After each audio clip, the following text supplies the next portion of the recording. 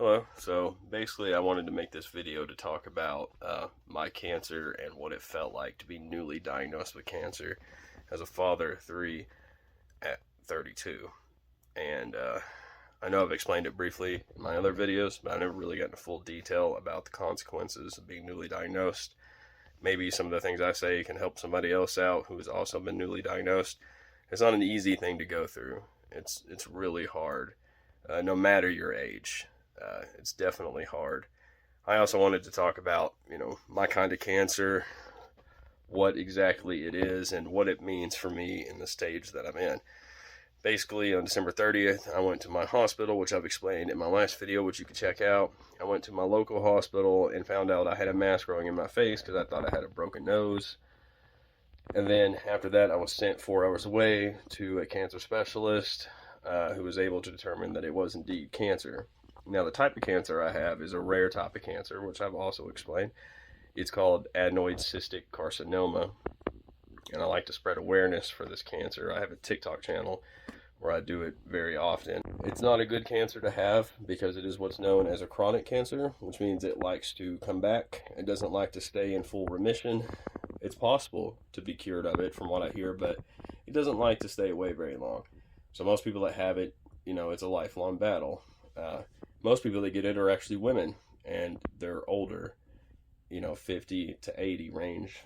It's almost unheard of for a male to get it, especially at my age. Basically, I was diagnosed at stage 3, which for my cancer, I'm in stage 3 due to the tumor. It had actually started invading other spots of my nose, which they then consider it to be stage 3 if it's invading other spots from where it's initially at. I'm in stage 3, grade 0, and the grading for my type of cancer is what determines where it's spread or if it's spread. As far as they can tell, mine has not spread. But unfortunately, I have what's known as a nerve cancer, and that likes to spread through your nerves. And it's possible that it's spread through my nerves undetected. So it's hard to tell. I also have grade 3 tumors, which are hard cell tumors. They're the hardest tumors that you can have.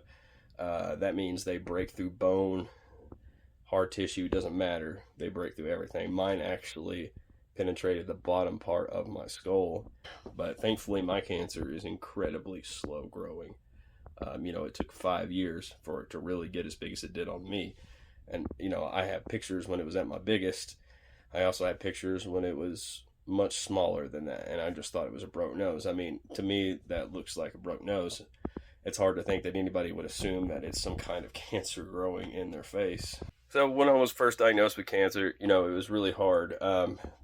My wife was actually in the room with me, and she had the doctor repeat twice because they did a biopsy on my nose where they stuck a needle down in my nose right on the tumor, and they pulled it out, and they were able to tell within 30 minutes after looking at my sample that they have that it was indeed a cancer. They weren't able to tell what kind of cancer it was yet. That came 4 days later through a phone call.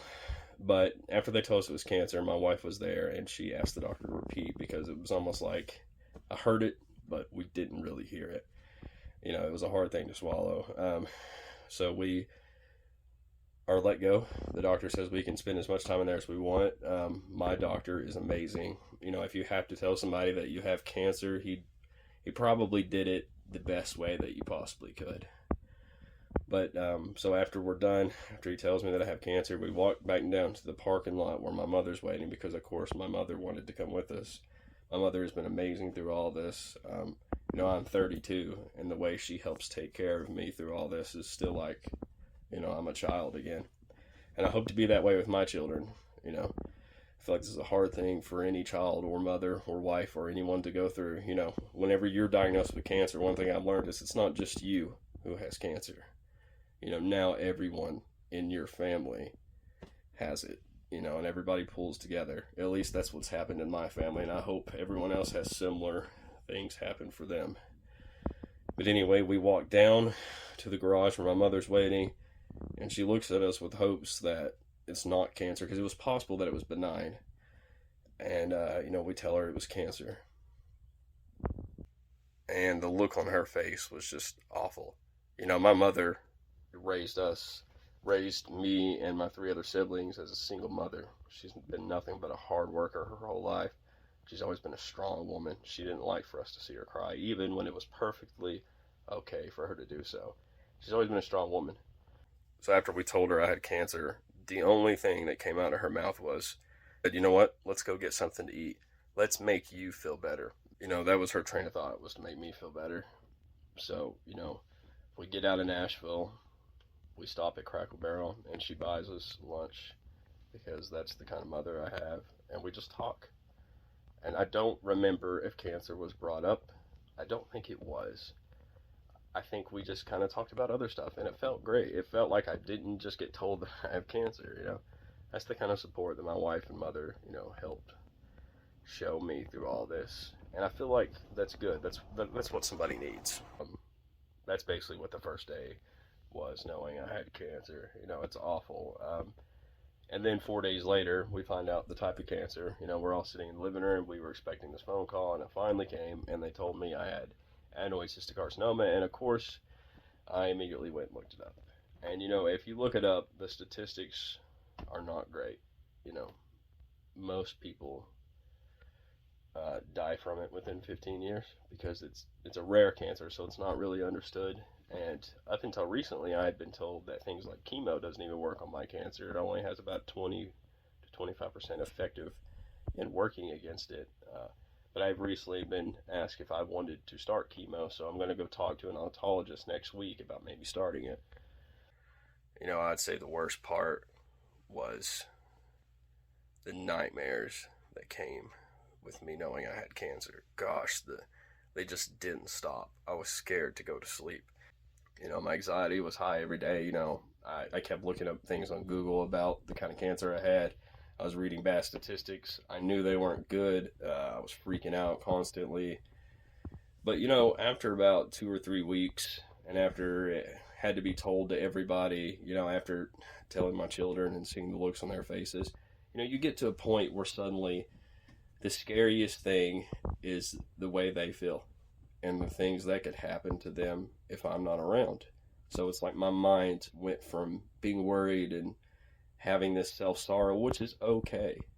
You shouldn't feel bad if you've been diagnosed with cancer and these feelings come up. You have every right to feel these things. Cancer is not good. It's scary.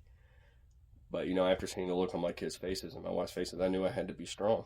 So, I just kind of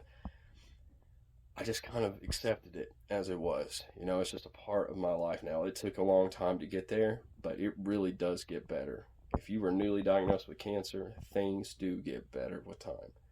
You can get past it. Especially once you have a battle plan. No matter what stage you're in, there's always a battle plan. Even if it's just to prolong your life, or maybe it's to cure you. My surgery was a potential curative, so hopefully that's the case. I have so much more I want to say on this, and I'm probably going to make a part 2 of, what it feels like to be newly diagnosed with cancer. I barely tapped the surface. I do appreciate everyone's support through all of this. It means a lot. It helps a lot to be able to vent to people about this sort of thing. I've never been one to go talk to therapists or anything, but doing this really helps. But if you guys want to see that, just leave a like and subscribe, and thank you so much for watching.